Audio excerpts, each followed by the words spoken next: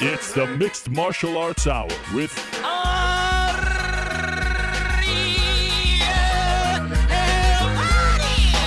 The Mixed Martial Arts Hour back in your life on this Monday, March 14th, 2016. Hello again, everyone.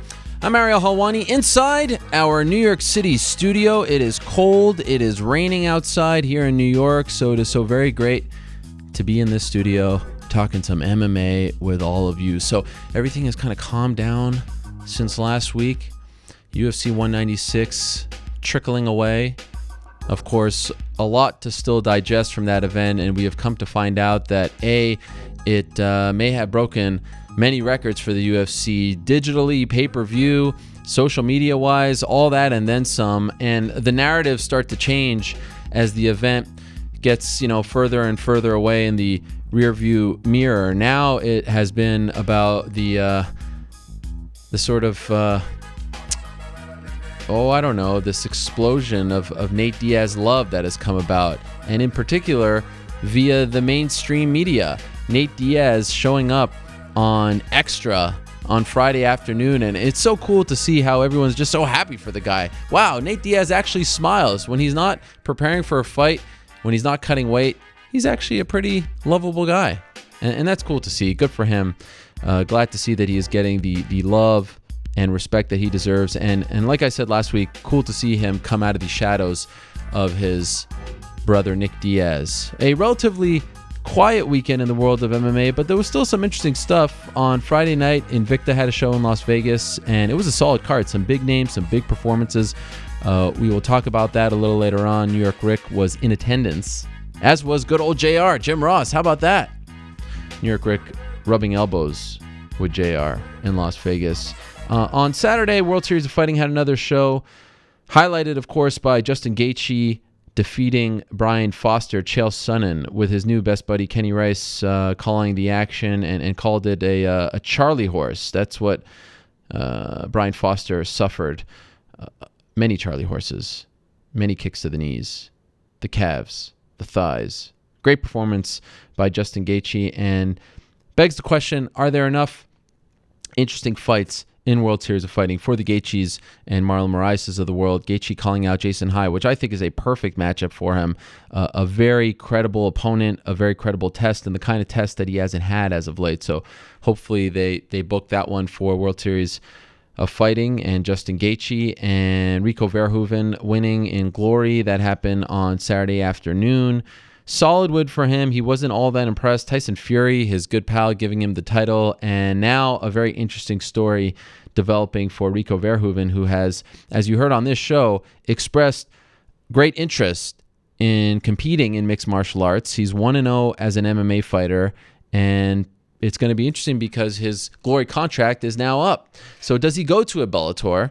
Does he sign a kickboxing/MMA deal with Viacom? And does he become that sort of star that Tyrone Spong was supposed to be before his hype got derailed? Is he, in fact, the real Bo Jackson of combat sports?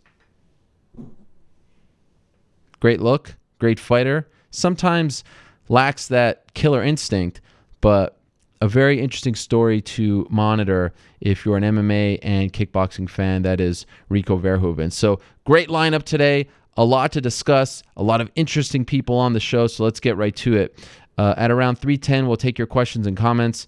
Hit us up using the hashtag #TheMMAHour or leave us a question or comment in the comment section below. At 3:05, we've got our Y'all Must Have Forgot segment. And by the way, I got a t-shirt from a fan in Las Vegas. There it is. Y'all must have forgot. Look at that. This is from Louis Lee J, the shirt MMA guy, at Louis Lee J on Twitter. He gave me this in Vegas. Y'all must have forgot. We could just put the t-shirt here for the entire show. Who needs to see my face? Even got the MMA hour on the back there. Beautiful. Love it. Thank you very much for that. Underrated thing about New York Rick, fantastic shirt folder. He is Abercrombie-esque. So anyhow, Y'all Must Have Forgot segment, that is one that is related to the card this weekend that has very much flown under the radar. I think we're still all sort of feeling the effects of 196 and coming down from that high. Brisbane this weekend for the UFC, Mark Hunt versus Frank Mir. And of course, we'll talk about that later on. Michael Bisping will join us at 2:45. Of course, coming off his big win over Anderson Silva. He has a busy weekend coming up as well. Talk to him about that. Rory McDonald will stop by to talk about his fight against Wonderboy Thompson at 225. Gegard Mousasi, hopefully he brings the fire once again. Talk about his recent win and what's next for him. 145, Matt Mitrione will be on. And yes, Matt Mitrione on for the second week in a row. He does have an announcement to make. So get ready for that. 145. What will Matt Mitrione announce later on? Well, we're 40 minutes away from finding out. 125, the aforementioned Wonderboy Thompson will stop by to talk about his upcoming fight against Rory McDonald. What is going on? Love when this happens. And in a minute, we are going to be joined by Sugar Rashad Evans. It was announced last week that Rashad Evans is now going to be fighting Glover Teixeira. He was supposed to be fighting Shogun Rua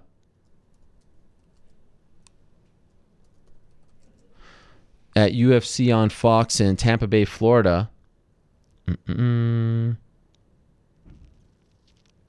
this is now the second time that we were supposed to get a Rashad Evans versus Shogun Rua fight. Of course, they were supposed to fight at UFC 128. Many moons ago, if you recall, they were going to fight for the belt. And unfortunately, he got injured. Shogun stepped up to fight John Jones, and that led to a whole bunch of drama that I don't need to remind you about. So he was supposed to fight him at UFC on Fox, April 16th. Shogun injured. The timing is interesting. Not saying that he's not injured, but they are going to Curitiba in May, and Shogun, of course, from Curitiba. And I'm wondering if they're going to just put him on that card. So instead, Rashad Evans now faces Glover Teixeira on that Fox card, a very solid Fox card, headlined by Khabib Nurmagomedov versus Tony Ferguson. But Rashad has been making all kinds of news as of late, so I want to talk to him about the new opponent and that news. So let's get right to him. Rashad Evans, are you there? Yes. What's up, Ariel? How are you, Rashad? It's good to have you on the program again. Great to talk to you as always. How do you feel about the switch, going from Shogun to Glover Teixeira? It's definitely a tougher switch, honestly speaking. Glover is somebody who's been gaining momentum, putting together a few good wins and not just, just dominating different fashions, showing his ground game, showing the fact that, he can grind out some fights and, not typical Glover fashion as before when he was just knocking people out. So, he's showing that he's definitely went back, worked on his game, and he's gotten better. So it's definitely a tougher fight. Did you think twice? Did you have to, considering you feel that way, was there any hesitation on your part in accepting this fight, almost a month out? No, it was no hesitation. Honestly, I was excited for the challenge. Glover was the guy I was supposed to hurt before I hurt my knee again the second time. So it's a matchup that's been, supposed to happen for a while now, and it's an idea that I've been comfortable with. But, at the end of the day, Ariel, it's about going there and competing with the best guys. And, I didn't look, the best in my last performance, but I still feel like I'm one of the top contenders in the weight class, and I want to go out there and prove that. And going against a guy like Glover gives me that chance to go out there and show that, I'm still one of the tough guys out there. And I want to, fight for the belt before I finish my career. And fighting guys like Glover is the kind of fights that I need to have. So what about that last performance against Ryan Bader? What do you credit that performance to? Was it the layoff? Did you not feel yourself? Why do you think you look the way you look out there? I think it's a little bit of a layoff, but for the most part, I don't feel like I was ready to step into the cage as far as, having the trust in my knee that I need to have in it. I went out there and I was, hoping that I can go out there and return to my old movement, but movement was a problem for me. Finding my time was a problem for me. And that had to do with how I structured my training camp. My main goal in training camp was just to make it through camp. And I wasn't training with the team like I really needed to, and I was having a lot of individualized training. But it wasn't the kind of rounds that I need to get in. Like, in order to make sure that you're in fight shape, you got to fight. You got to grind. You got to be in there, making it ugly, getting it dirty, and not really too much worrying about if you're going to get hurt, for the most part in training. You hope that it doesn't happen. For the most part, you're not training with that on your mind first. And I was going to each training session trying not to get hurt. And, it was a little bit too pampered, and I can't have a training camp too pampered because if I'm going to win, it's got to be gritty, it's got to be grinding, it's got to be ugly, and that only happens when I train that way. That is really interesting. So, are you switching it up this time around? Yeah, I have switched it up at this time around. Henry Hooft has been really instrumental, and Greg Jones and Neil have been really good at putting together a camp that's going to make sure that I don't get hurt, but at the same time push me in areas where I need to be pushed and really help me get back to what I do. There's no secret about it. When I don't wrestle, I don't win. That's just the truth of the matter. When I don't wrestle, I don't win. So I need to get back to my wrestling. I need to start getting back to the things that make me who I am. There's so many things that you can learn as mixed martial artists, and being such a student of the game, it's tempting to want to put everything into your breadbasket. But at the end of the day, when you get away from what got you to where you are, then you lose a big piece of what makes you successful. And I think I just need to get back to what makes you successful. In hindsight, then, was Bader kind of the worst opponent to come back to because wrestling is his forte as well? I think he was a perfect opponent to come back to. I mean, he's top of the weight class. Yeah. And I think it was perfect because of what I learned from the whole situation. You know what I'm saying? I think the lesson that I learned in that whole fight, coming away, just realizing that, that's not how I want to compete. That's not. If I want to be at this level, I got to be able to blaze through opponents like this. And it was a big wake up call for me, and just thinking a mindset of like, how do you want to finish your career? How do you want to finish off? How do you want to go out and be remembered? And it's something that really stuck in my mind, and it hurt my feelings for me to go out there and to perform like that. And as a matter of fact, I still haven't watched the fight yet. Wow. It's just because it was just it just wasn't me. After I got out of the fight, I walked out of the cage and I felt like I didn't even fight, and I felt like that because it was just one of those fights. It was just probably ugly to watch, and it was even uglier to be in. And it just didn't give me a good feeling inside. So I had to do a lot of soul searching and just kind of, think about what I really wanted while I was competing. Not just to make a paycheck, but what did I really truly want when it comes to competing. Do you think you'll ever watch that fight again? I don't know. I don't know if I'll watch it. Wow. I think that just being in that experience was live enough for me, and feeling the mistakes that I was making along the way. I was definitely internalizing them as it was happening. So I don't know if it will serve a purpose besides just ruining my mentality for a day to watch it. But there's lessons to be learned in everything in life, and I'm very thankful for that lesson. I'm very thankful for the fact that I got the chance to go out there and to compete and to see, my knee is okay and it will stand up to a fight. Now that I know that my knee will stand up in a fight, now that I know I can go out and fight, I don't need to be so careful anymore. I don't need to, be so afraid to train how I train. I can go and push myself and know that my knee's not going to pop out. Did seeing what your Fox colleague Dominic Cruz did in January give you a little more confidence to see him come back and look like that and win the belt? You suffered a similar injury. Did that help? It did. It sure did. And I was so inspired by Dominic. Dominic is, he's such a great inspiration for me, just being able to come back how he did.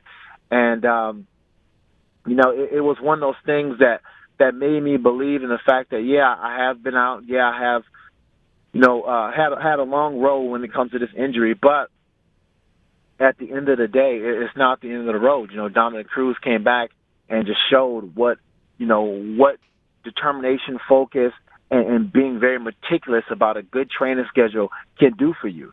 And I'm forever a student because of that, because I'm still trying to get there. So you're 36. How many more years do you want to do this for? I think about that. Everybody asks me that question. You're 36 years old, but I don't really feel 36. Huh. I don't really feel 36 at all. And I don't know how long I want to do it for. I definitely don't want to be those fighters who fight for too long and then somebody have to have that awkward conversation, that retirement conversation that they don't want to hear. But I don't want that. But I want to be able to quit when I feel like I'm done. And ideally I like to quit after I had a good performance in the cage. And but you never know when that that final bell is going to sound. I almost got my final bell sounding not being able to return to fighting with the knee injury, and something that happened in practice. And the dream is to go out there and go out on your sword, go out on your shield, and feel like the triumph that you had in the cage just one last time. That's what you really, really want. To go out like GSP with the belt in hand. That's what you really want. And I hope that's for me, but I'm in search for that, and however long that takes me, I'll get that. But if my desire to pursue that goes further than anything else, then I'll be done. But is there a chance like you knock out Glover Teixeira on April 16th and then you say, okay, I'm good, or we're not quite at that point yet? No, I'm not even at that point yet. Okay. I'm still learning. I'm still loving this whole the whole pursuit of knowledge when it comes to mixed martial arts and just being in the sport and the training, the grinding part of it all. I'm just in love with all of that, and right now I'm not ready to give that up. Maybe I'll say, maybe 2-3 years I'll decide to give it up, but it all depends. I definitely don't want to fight till I can't fight no more. I don't want to do that. At this point, are we done, accepting fights against Shogun? Do you just kind of feel like it's never going to happen? Yeah, I just kind of feel like it's not going to happen, and it's kind of unfortunate. Yeah. It kind of feels like, our stars are never aligned, but I guess, it would have been a good fight. It's something that I always think about if I ever got the chance to match up with Shogun.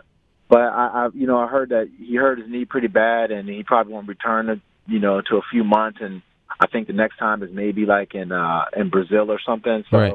I guess if he wants to retire, then it's probably great for him to do it then, and find a opponent that he probably can have a good showing out against. So, good for him. But it's definitely a fight that I wanted to have. But everything is not for me, and in time I'll get what's mine.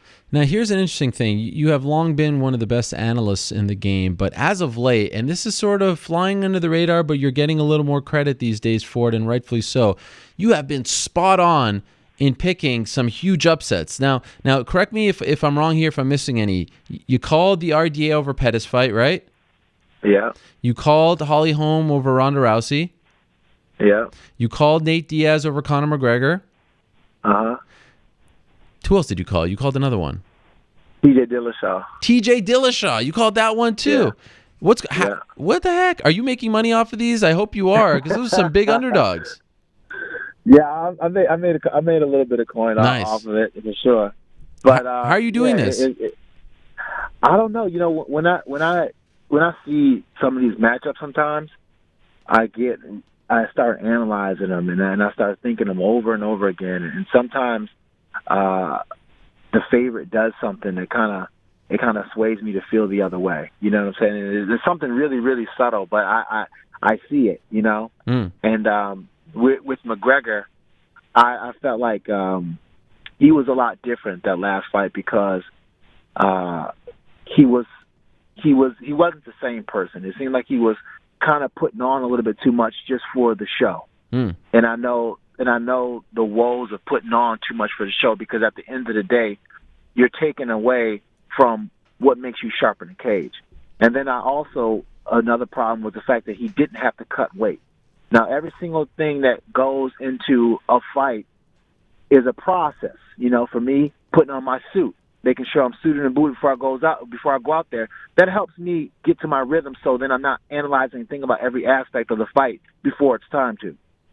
So for him not cutting weight, for him not having that on his mind, he then put other things on his plate that he wouldn't normally do because he would be cutting weight. So that became added stresses. And then if you just add the physical attributes to it, you have a guy in Conor McGregor who's dominating at his weight class because really he's tall and he has a cannon for his left hand, but he makes people make mistakes because he leads them to believe that he's a lot closer than he is, and then he pulls back, and then he catches them reaching, and he's able to catch them with counter strikes, or he makes them have a huge range to fulfill. So he'll have his hands on a lot, and he'll slip a lot of punches, and they can't catch him, but then they'll offer themselves up with one of his hard shots, leaving their chin out. Now, with a guy like Diaz, he was going to do the same defense, and he's going to pull back, but Diaz is going to be able to reach him. So then I felt like the reach would be a problem. Then I felt the punches a bunch would be a problem. So then I was like, Diaz is going to win. Wow. And now there's talk of a potential rematch. Would this be a catastrophic mistake for Conor? Or does it change when it's a rematch? For him to go against Diaz? Yeah, to do it again. I don't think he should go against Diaz. Okay. I don't think he should go against Diaz. I mean, I think that's it's not a fight that I think that he should stay in his weight class at 145 and dominate at 145 and be the best 145 pounder he can be.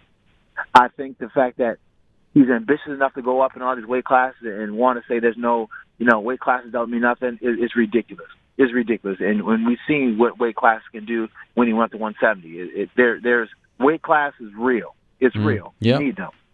And he knows that now, but I don't think that him fighting Diaz will be a smart move for him because he did catch him with a few shots, but you got to think, he fought a Diaz on 10 days' notice. Yep. You see what I'm saying? So if he goes with a Diaz who had much longer to train, he's waking up another animal.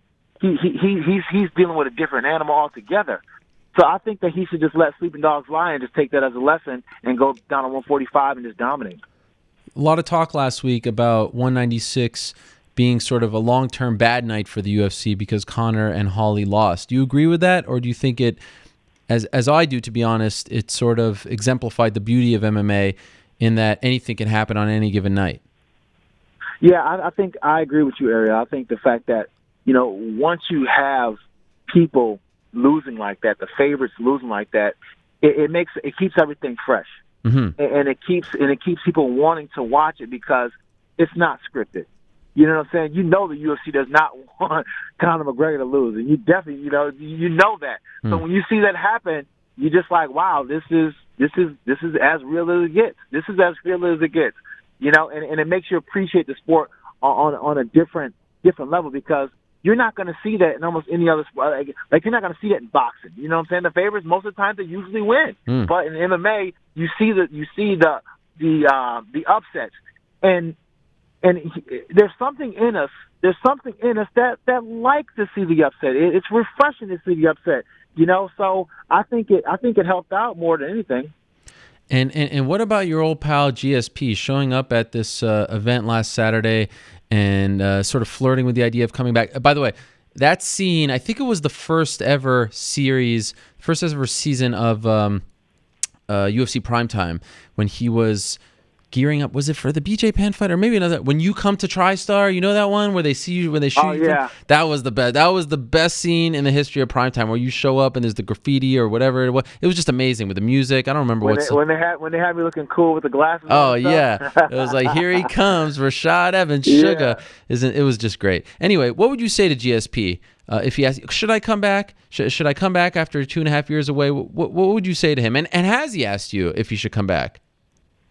He hasn't asked me, but I know for a fact he's been really flirting around with the idea, and I mean it's part of his competitive nature, and that's made GSP who he is today because of the fact that he loves to compete, but wanting to come back, I mean, I would tell him no because of the fact that you can't script it any better. Like there is no better way to go out. There's no better way to go out than with your belt. And that's something that hindsight will maybe teach him after he does come back is that you come back sometimes and you want to come back for the wrong reasons. You want to come back just for your ego and stuff like that. But the bigger picture, just having that legacy, just being able to retire on top, that's worth its weight in gold. I mean, you don't really see that too often. You don't see too many Peyton Mannings or Ray Lewis's retiring after they won a championship. You don't see that. Do you believe John Jones has changed? I don't know. I really don't know. I believe that there's definitely have to be some part of change. I'm say there's no change in him at all. I don't think that would be accurate. Just having to go through what he went through, you're required to change. Now, when you say change, like change as in being totally different than what he was, I'll probably say no. He isn't totally different than what he was. Is he still doing drugs? I'll probably say no. But I don't know. It remains to be seen, because when you have success doing something, it's really hard to not do it anymore. You know what I'm saying? If I've been having success and I've been, blowing coke and I've been successful doing that, then it's hard for you to tell me that blowing coke is bad. You know what I'm saying? So, there would have to be some things that he internalized from that whole situation where he just doesn't want to repeat again. And, success is a monster in itself. A successful John Jones who starts returning to his winning ways, does he go back and start doing the things he did before? Who's to know? Only John is too. But I would like to believe he changed.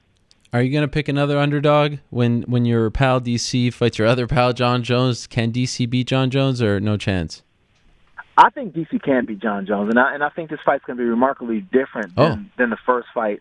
And I think so, just based on pace. I think that DC in his last fight, he definitely fought a really, really hard pace and a really high pace, and it was a really good fight. And I think that if he brings that kind of fluidity in a fight with John Jones, I think that John Jones can have problems. And I think John Jones is a bit bigger than he was, before he in the first fight. So I think that John getting down to 205 and getting his weight under control and stuff like that, and being I think it could pose some problems for John, just because he gotten so big off in the off season time, and then you're not allowed to rehydrate how we were before. You're not allowed to use IV bags, so then you have to worry about the hydration part of it all. So that's when having a very hard fight, a high pace fight, and never having to fight with the new rules and regulations can be a problem with Jones. But I think that may be the variable that a lot of people may not see. But are we going on the record right now? Will DC beat John Jones a week after your fight? Is this another one of your upset picks?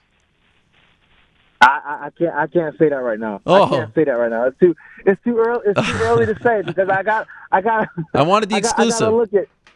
I gotta look at some fight film and see how they're training and see how the body looks, and then I'll be able to tell you. But I think that DC definitely can. I think he definitely can. DC he seems different this time around. He seems different this time around, mentally speaking. And really, honestly speaking, this is a fight that DC he has to win. Like, if DC doesn't win this fight, then it's like there really is, like, he would have to retire if he doesn't win this fight. Wow, retire? Why retire? I think so. Because it's like, what does he do then? Does he try to face John again for the third time? Like once you take away a man's desire to be the best, or he knows that he can't be the best, then you in a sense you just kill that man off. So if he loses this fight, John would have killed him off. Like, there's no reason, like, his competitive grind to be gone. Wow. Maybe he goes up to heavyweight at that point. Maybe so. Rashad Evans. I just don't have to retire. I just don't think, like, with DC being so successful with the Fox gig and stuff like that, I don't think that the desire to put his body through it will outweigh the life that he could have if he didn't do it. Rashad Evans killing it. Great stuff, Rashad. Thank you so much. What a pleasure it is to talk to you, as always. Thank you. I appreciate it. And we look forward to it. It got a whole lot more interesting in Tampa Bay. Rashad Evans versus Glover Teixeira, live and free on Fox on April 16th. Can't wait for that one. Thank you so much, and we'll talk to you soon, Rashad. Thank you. I appreciate it. Bye. All right, there he is, Sugar Rashad Evans, dropping knowledge. Woo! Interesting stuff there. Great breakdown, great analysis from Rashad Evans. Looking forward to that fight very much. A much more difficult and interesting fight now for Rashad Evans next month in Tampa Bay.